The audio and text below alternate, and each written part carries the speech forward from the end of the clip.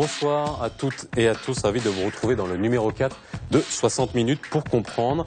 Vous avez compris le concept de l'émission désormais. Tous les soirs de la semaine, nous nous donnons 60 minutes pour analyser, décrypter, pour vous donner des clés de lecture pour essayer de mieux comprendre ce qui fait l'actualité nationale et internationale. Et comme tous les soirs, pendant 60 minutes, nous le ferons, je le ferai, en compagnie d'experts et d'observateurs nationaux et internationaux. N'oubliez pas que cette émission est également la vôtre. N'hésitez pas à réagir sur les réseaux sociaux, la page Facebook de Medi 1 TV et sur le hashtag 60MPC. Vos questions et réactions nous permettront d'alimenter notre discussion. Les experts qui ont accepté de nous éclairer ce soir sont Anna Fonseca.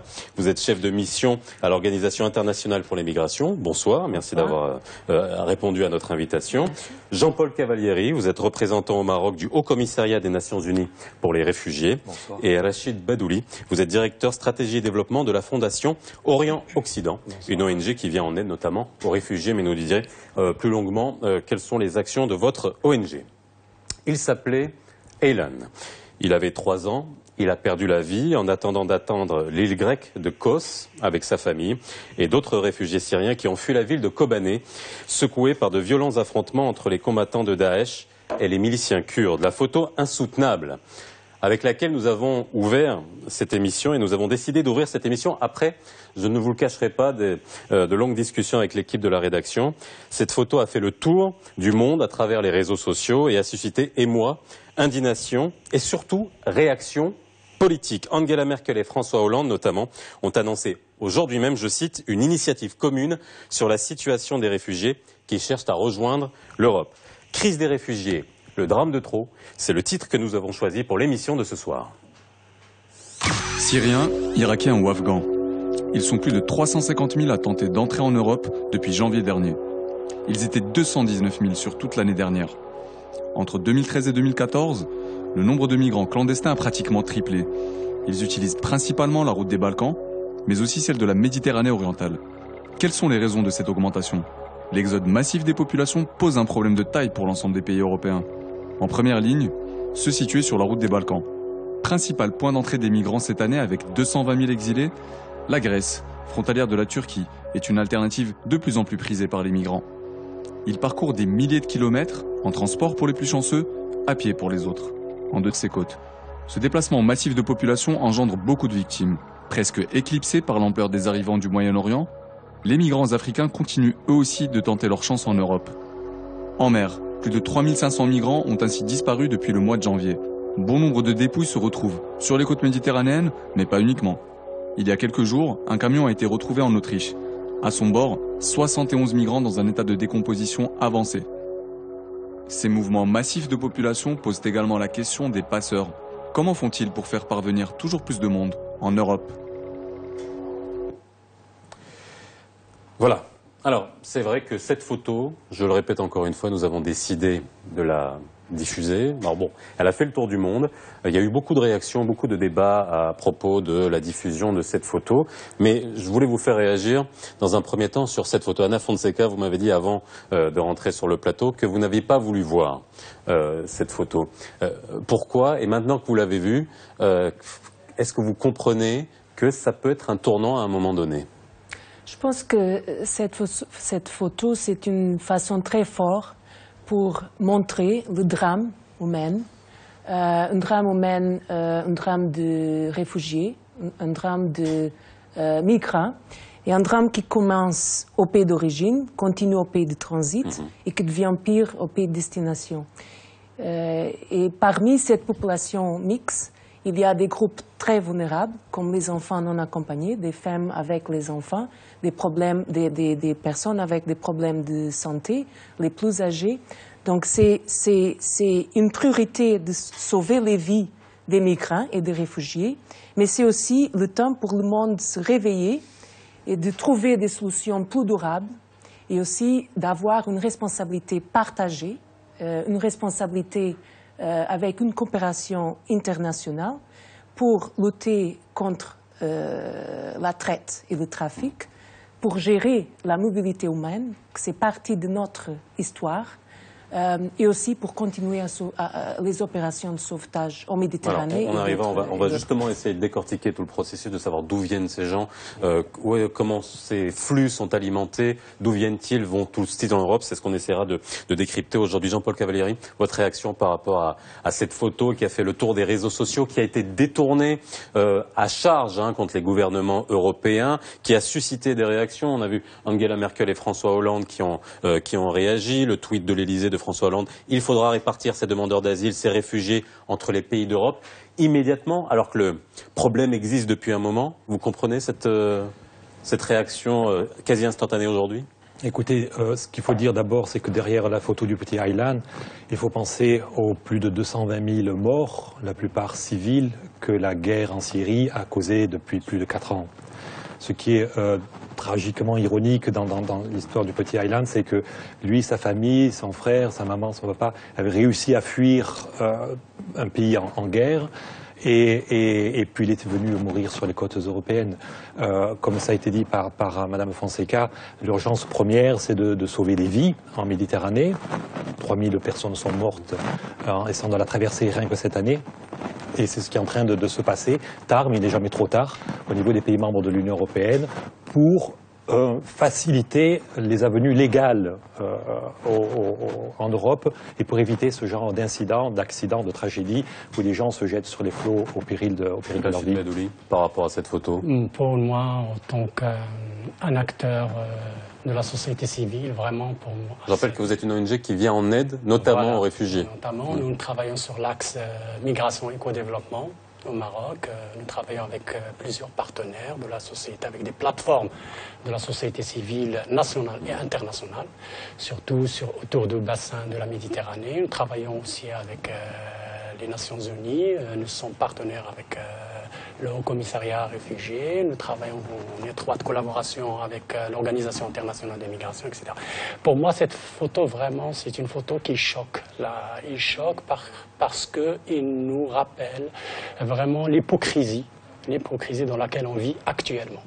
Par rapport à ce que vient de dire notre collègue au Commissariat des réfugiés, c'est que la cause, c'est la conséquence. D'abord, cette photo, c'est la conséquence d'une guerre qui a poussé des gens qui vivaient dans la dignité, qui vivaient vraiment dans un pays stable, et le jour au lendemain, ils sont obligés de se déplacer pour chercher la dignité. Et pourquoi, la question est pourquoi ils cherchent la dignité vers l'Europe et pas dans d'autres pays. Alors ça on va y arriver, mais vous avez parlé d'ironie, mais cette famille de ce petit Aylan, il y avait une histoire, on a retracé la chronologie, ils avaient fui les combats, mais ils étaient retournés chez eux une fois que ça s'était calmé et ils sont repartis encore une fois. Donc ça va nous faire parler de ce statut justement de réfugiés ou de migrants. Avant qu'on y arrive, est-ce que aujourd'hui, je vais juste donner un chiffre pour que nos téléspectateurs comprennent, et si vous avez des chiffres pour compléter.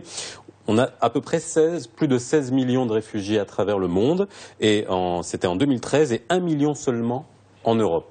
Vous confirmez ces chiffres-là? On est à peu près dans ces chiffres-là. Écoutez, il y a au jour d'aujourd'hui 20 millions de réfugiés dans le monde, 60 millions de personnes déplacées, dont 20 millions de réfugiés, 40 millions déplacés internes, c'est-à-dire au sein des frontières de leur propre pays, et 90% de ces réfugiés, de ces 20 millions de réfugiés, sont réfugiés dans des pays du Sud, c'est-à-dire qu'ils sont hébergés dans des pays du Sud. La majorité des pays, on parle de la Syrie, 4 millions de réfugiés, principalement en Turquie, au Liban et en Jordanie. Un pays comme le Liban, limité dans une certaine région. Disons que la majorité des réfugiés restent à proximité des pays d'accueil, enfin des pays de source. Et ces pays d'accueil sont souvent des pays qui ont des moyens limités. Au Liban, un habitant sur 4 est un réfugié syrien ou palestinien aujourd'hui. Alors, Anna Fonseca, par rapport à ce qu'on entend, avant qu'on arrive à ce cas précis d'Aylan et qu'on voit d'où viennent ces gens-là, mais l'Europe, pourquoi autant, excusez-moi le terme, mais autant de barouf, autant de bruit, si on compare le nombre de réfugiés qui transitent par l'Europe, qu'est-ce qui fait qu'on a autant de débats, de déchirements dans les classes politiques au sein de l'Union européenne par rapport à des réfugiés? Bon, je pense que c'est le temps pour l'Europe, pour les politiciens d'un pays européen, de commencer à réfléchir comme j'ai dit, pour une solution plus partagée, plus durable, et être courageux aussi, d'une façon politique, pour avancer avec des plans qui peuvent être significatifs pour l'Europe pour 10, 20, 31. Je pense que ce qui se passe maintenant, c'est qu'il y a des décisions par différents pays qui sont prises d'une façon très temporaire et avec une perspective très restrictive de migration.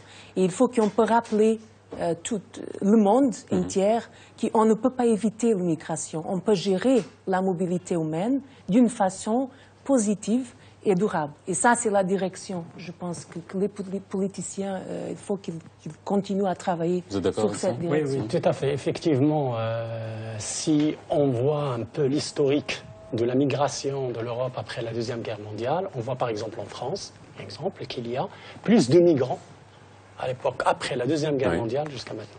C'est-à-dire qu'actuellement, parce qu'on a fermé les frontières, la fermeture de frontières n'a fait que périr avec les guerres et avec les causes des guerres, bien sûr, n'a fait qu'empérir la situation. Au lieu de chercher une approche de co-développement, une approche humanitaire et oser ouvrir un débat fructueux et un débat qui peut vraiment aider les peuples pauvres à avoir un développement qui puisse vraiment donner la dignité et la démocratie aux citoyens, ça peut les aider. Et aussi, ça peut aider cette population à vivre dignement. C'est ce qu'ils cherchent vers l'Europe. Moi, j'aimerais juste mettre le point par rapport à la question que je vous ai posée. Est-ce que les chiffres sont têtus? C'est-à-dire qu'en gros, est-ce qu'aujourd'hui, ces chiffres-là, cette espèce d'effet spectaculaire du nombre de migrants, et on va parler justement migrants, réfugiés qui arrivent, est-ce que ça justifie toute cette réflexion vraiment de dire mais on va être envahi, on a l'impression que c'est une invasion. Est-ce que c'est une invasion vraiment? Tout est relatif. Je crois que c'est le nombre de réfugiés, parce que la plupart sont des réfugiés, si on regarde les pays d'origine, on va pas en parler, Syrie, Érythrée, Afghanistan, etc., Irak. Ces réfugiés arrivent en grand nombre en Europe. Ils arrivent, c'est déjà le double de l'an dernier. 2014, c'était déjà presque le double de 2013. Donc effectivement, c'est une augmentation soudaine qui fait peur. Alors c'est une augmentation soudaine qui était malgré tout prévisible, parce qu'encore une fois, on vient de parler de la guerre en Syrie, elle n'est pas d'hier. Les pays alentours, les pays de la proximité, Jordanie, Liban, Turquie, sont submergés, leur infrastructure craque de tous côtés, accès à l'eau, à l'électricité. Donc c'était clair, si on relit les dépêches de presse du HCR, de l'OIM, il y a 6 mois, il y a 1 an, il y a 1 an et demi, ce sont des appels à la solidarité parce que les pays d'accueil du Sud étaient déjà submergés. Donc ça ne doit pas nous surprendre terriblement. C'est vrai que ces chiffres sont particulièrement importants d'une année sur l'autre, l'augmentation est importante. Mais si on regarde à l'échelle du continent européen, avec 500 millions de citoyens, on reste dans des chiffres relativement faciles à gérer, pour autant qu'il y ait la volonté politique de les gérer. On rappelle le chiffre, 500 millions d'Européens et un solde migratoire de 700 000. En prenant en compte tout ça, c'est-à-dire, est-ce que c'est finalement... C'est moins 1% par rapport à la population. C'est-à-dire, comme on vient de dire, par rapport au Liban, qui est un petit pays, il y a 1 sur 3 ou 1 sur 4 qui est réfugié, alors qu'en Europe, il y a moins de 1%. C'est-à-dire que l'Europe, actuellement, s'il ouvre, c'est vraiment, elle réglemente vraiment les conditions humaines pour accès à l'Europe d'une façon régulière, d'une façon vraiment qui comme j'ai dit, dans l'approche, moi je parle toujours de cette approche qui est contre l'approche sécuritaire, l'approche de fermeture, c'est l'approche de développement, l'approche de co-développement. Mais aujourd'hui, l'Europe est fermée. Bien sûr. L'Europe se ferme, on va dire, elle n'est pas fermée, mais elle se ferme. Elle est dans une logique de fermeture. L'Europe, c'est surtout des États membres. C'est pas l'Union européenne qui décide que. Ce sont l'Italie. C'est justement là où le bas blesse. Voilà, exactement. Donc, je crois qu'il y a un manque de solidarité au niveau international. Ça commence à venir. Un pays comme l'Allemagne, qui a montré l'exemple déjà il y a quelques années, en réinstallant depuis le Liban 10 000 réfugiés syriens en Allemagne. Ça, c'est déjà il y a 2 ans. Donc, c'est un geste de générosité, de solidarité internationale. qui doit appeler d'autres gestes similaires. Et ensuite, au sein même de l'Union européenne, c'est là qu'entre les États membres, il faut qu'il y ait davantage de solidarité, d'harmonisation des politiques, et nous l'espérons, c'est ce qui est en train de se discuter, ce qui est en train de se jouer en ce moment, finalement. Est-ce qu'on va continuer à réagir à l'émotion? Là, on a eu le petit Aylan. Il y a quelque temps, on a eu le camion qui a été découvert en Autriche. C'est aussi une affaire absolument consternante. Suite à ça, émotion. Angela Merkel réagit. Elle dit qu'on ne va plus refouler les Syriens. Il faut que ça continue comme ça pour que finalement on trouve une solution, réagir à l'émotion. Bon, je pense que l'émotion va continuer parce que on ne voit pas dans ce moment des solutions qui peuvent résoudre ce phénomène de réfugiés, de migrants à son origine. Donc je pense que on va continuer à avoir des émotions, on va continuer à avoir des photos qui choquent. Mais la question c'est est-ce que l'opinion publique dans les pays européens et d'autres pays de destination va changer? Parce que, bien sûr, les décisions politiques qui sont prises dans l'Union européenne et dans chaque pays de l'Union européenne sont vraiment liées avec la perception publique de ce qui se passe en Méditerranée et aussi de ce qui se passe dans tous les pays d'origine et de transit.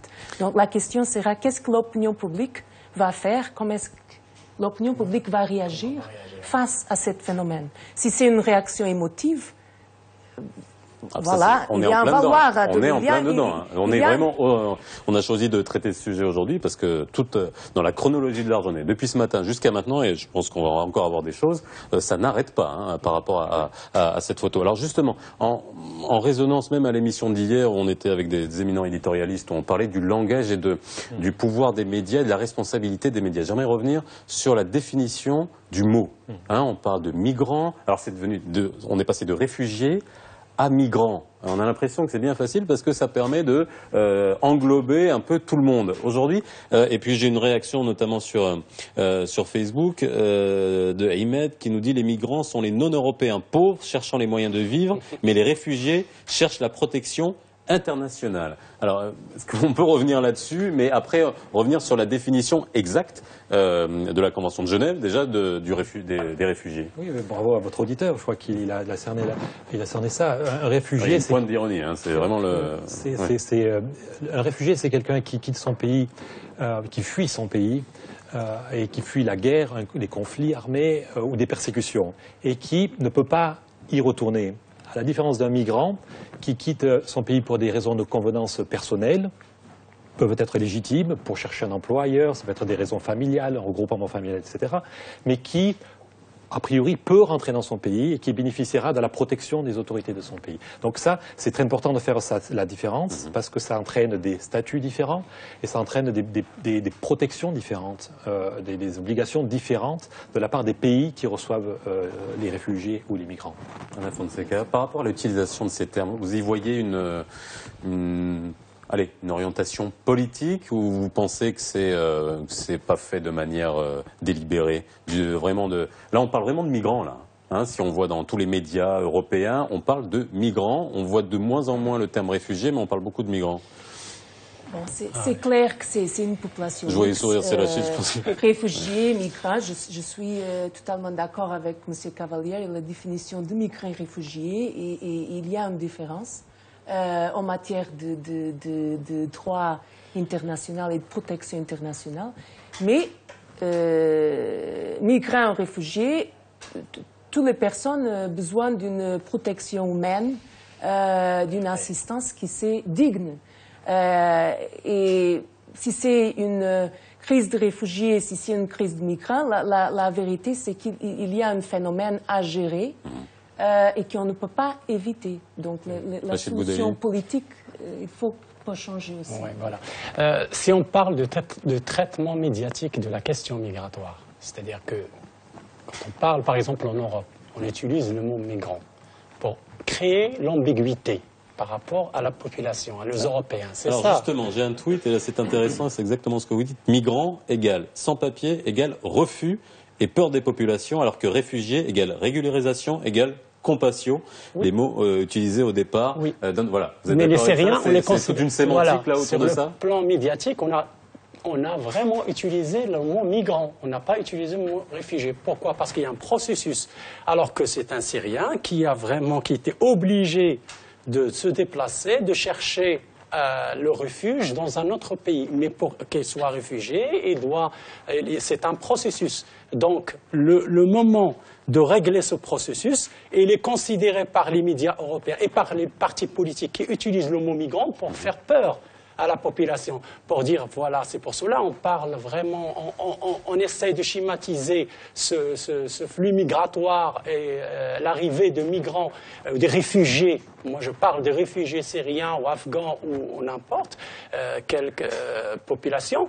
On essaie de les considérer comme des migrants qui vont vraiment changer la politique, le social, la politique, la société européenne. Donc, vu aussi la question du terrorisme, la question de l'islam qui est au cœur des débats politiques actuellement en France, mais en Europe. Et d'ailleurs, si on fait l'analyse des pays de l'Union européenne, on va voir clairement qu'il y a vraiment une discordance dans le discours entre les États membres. Donc Merkel, elle a pris en avance de parler de... Vous croyez qu'elle va être suivie par rapport à ce qui a été dit aujourd'hui, réaction à l'émotion? Est-ce que ça va susciter un peu de cohésion, un peu de décision concertée au niveau de l'Europe? Je crois qu'il faut être optimiste à cet égard parce que les réfugiés, les migrants, je crois que ces États ont des obligations internationales au regard du droit international et des droits de l'homme. Ils ne peuvent pas fermer internationalement leurs portes aux réfugiés. Alors qu'un migrant, si la porte est fermée, les États ne violent pas nécessairement le droit international. Avec un réfugié, tous ces pays, le Maroc lui-même a signé la Convention de Genève, accueille des réfugiés. Donc ça, c'est une distinction importante. C'est le principe de non-refoulement. Le principe de non-refoulement et d'obligation d'accueil et de protection. La protection internationale dont votre auditeur parlait tout à l'heure. Ce qui est intéressant de voir, on parlait des initiatives cet après-midi conjointes France, Allemagne, l'Italie, voir comment aussi les citoyens poussent leurs dirigeants à l'éveil ou au réveil. Et toutes ces initiatives citoyennes qu'on voit poindre, on parlait de l'Islande, de l'Allemagne, de l'Autriche et d'autres pays, où les citoyens, en utilisant les réseaux sociaux, voilà, welcome refugees, réfugiés bienvenus, ouvrent leur domicile et font savoir que tel nombre de places, donc plusieurs milliers de... Donc tout ça, je crois que l'opinion publique, disons les dirigeants commencent à être en phase avec une certaine faction de l'opinion publique. Et je crois qu'ils réalisent que la meilleure façon de gérer leurs obligations internationales d'accueil pour les réfugiés, c'est de le gérer dans la concertation au sein de l'Union européenne pour éviter des tragédies. Alors, mais encore une fois, ça vient assez tard, mais bon, ça arrive et il faut s'en louer. Alors, j'ai un autre tweet, alors c'est intéressant.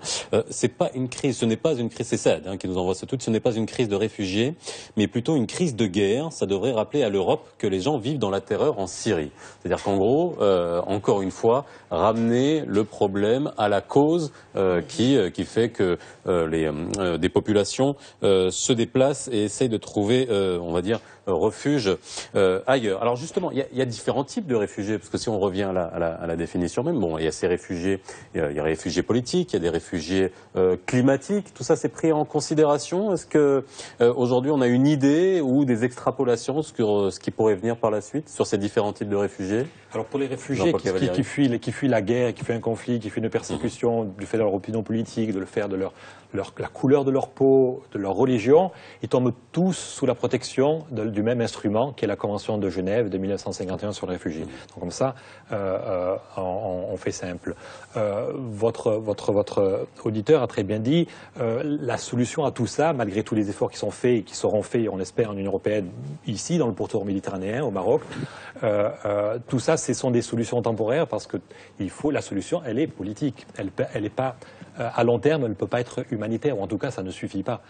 Quand on regarde un conflit comme la Syrie, où les puissances internationales ou régionales en tout cas, on a l'impression ne se parle pas. Et un pays qui produit des milliers de nouveaux réfugiés chaque jour, c'est effrayant. Et la solution, elle sera politique, elle doit l'être. Et c'est ça qui peut, à terme, enrayer la crise. Alors, quelles sont les destinations de ces populations? Parce que là, on croit qu'elles veulent s'arrêter en Europe, mais il y en a beaucoup qui veulent aller en Europe pour ensuite aller vers d'autres pays, type Canada, États-Unis.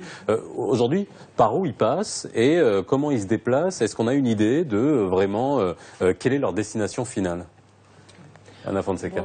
Les routes peuvent changer très rapidement parce que ça, oui, mais c'est comme... On va parler des passeurs, mais je veux dire, aujourd'hui, il y a des canaux, il y a des chemins, qui sont, on va dire, balisés. Bien sûr. Oui. Les destinations normales sont toujours des pays où le migrant peut avoir une opportunité pour travailler, pour s'intégrer, pour avoir une éducation, par exemple. On peut voir que on a plus et plus d'enfants qui changent de pays. Donc ça, c'est un phénomène aussi très important à voir. Ils sont jeunes. C'est une jeune population qui se déplace. Donc il faut qu'on peut trouver plus et plus le lien entre migration et développement dans tous les pays, de transit et aussi de destination. Alors, par rapport les routes, vraiment, les routes, ils ont changé au cours de l'histoire, au cours des guerres. Par exemple, la Méditerranée, vraiment, elle a accueilli beaucoup de réfugiés, subsahariens. Maintenant, c'est les Syriens qui prennent, parce que c'est normal, ils prennent la route de la Turquie qui est à côté, après la Macédonie, après ils passent vers la Hongrie, l'Autriche, etc. Mais vraiment que l'Union européenne, à un certain moment, avec la politique de Frontex, vraiment stopper la migration subsaharienne, ils ont créé des centres de détention, d'accueil en Afrique subsaharienne, etc. Donc, vu les guerres et vu maintenant ce qui se passe actuellement en Syrie, en Irak, etc., on a fait déplacer beaucoup de gens, beaucoup de réfugiés maintenant.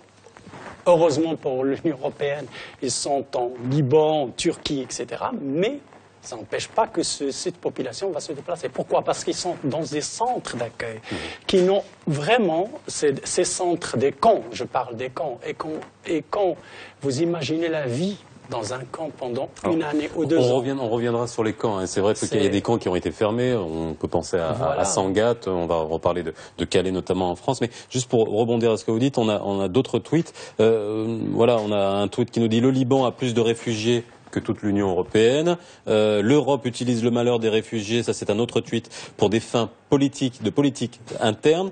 C'est plus du show, alors que le Liban accueille des réfugiés en silence. » Vous êtes d'accord avec ça? C'est-à-dire qu'il y a beaucoup de bruit pour rien, c'est ce qu'on disait par rapport aux chiffres et aux ratios qu'on a présentés tout à l'heure, alors que le Liban, par rapport à sa population globale, en accueille beaucoup plus. C'est une évidence. On voit ce qui se passe en Jordanie aussi, en Turquie. L'Irak accueille des réfugiés syriens.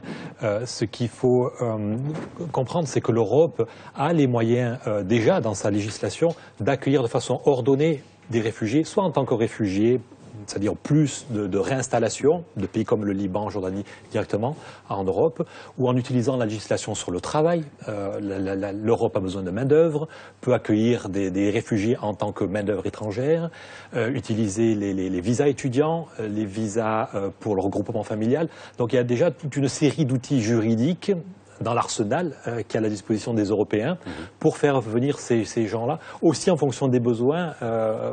Anna Fonseca parlait de la migration et du développement. L'Europe a besoin de forces vives. Vous savez, ces gens-là, ça c'est aussi prouvé au Maroc où nous travaillons avec nos partenaires. Ces gens-là, c'est des survivants. Ils ont des ressources extraordinaires. Ils n'ont pas besoin de charité. Et si on leur fait confiance, qu'on leur donne un statut et qu'on les laisse, leur donne une chance de se débrouiller, ce sont des gens qui apportent des richesses et qui sont capables de vivre sans la charité, sans la charité du pays d'accueil, et qui amène quelque chose à ces sociétés-là. Quand vous voyez ces tweets et ces réactions, est-ce qu'on peut penser que, encore une fois, c'est la question que je vous ai posée au début, mais ça confirme peut-être que la réaction de l'Europe est disproportionnée par rapport au problème? Anna Fonseca, Rachid Boudali? Oui, Oui. Effectivement, parce que le profil de réfugiés d'abord, les profils de réfugiés actuellement qui sont en Europe, ce sont des médecins, ce sont des professeurs, ce sont des cadres. Attention, c'est pas seulement l'analphabète ou le réfugié qui demande juste de changer sa situation économique. Oui. Au contraire, pour moi, c'est une opportunité. Ce sont des survivants, donc c'est une opportunité vraiment pour le développement même de l'Union européenne. Et d'ailleurs, Merkel, c'est pas pour rien qu'il a demandé d'accueillir jusqu'à 800 000. Parce que si on voit les chiffres d'ici 2050 par rapport au changement démographique, on va voir que le troisième pays après l'Inde et la Chine, ça va être le Nigeria. Donc, ça pose un problème par rapport à la population démographique. Et c'est pour cela que j'insiste sur le mot co-développement. Parce que si on ne change pas actuellement cette approche, j'insiste sur le mot, et d'ouvrir vraiment un débat sur le co-développement, sur le développement, ce n'est pas la peine de dire voilà qu'on va vraiment trouver une solution à la question migratoire, à la question des réfugiés. C'est la fin de la première partie de 60 minutes pour comprendre. On revient dans quelques instants.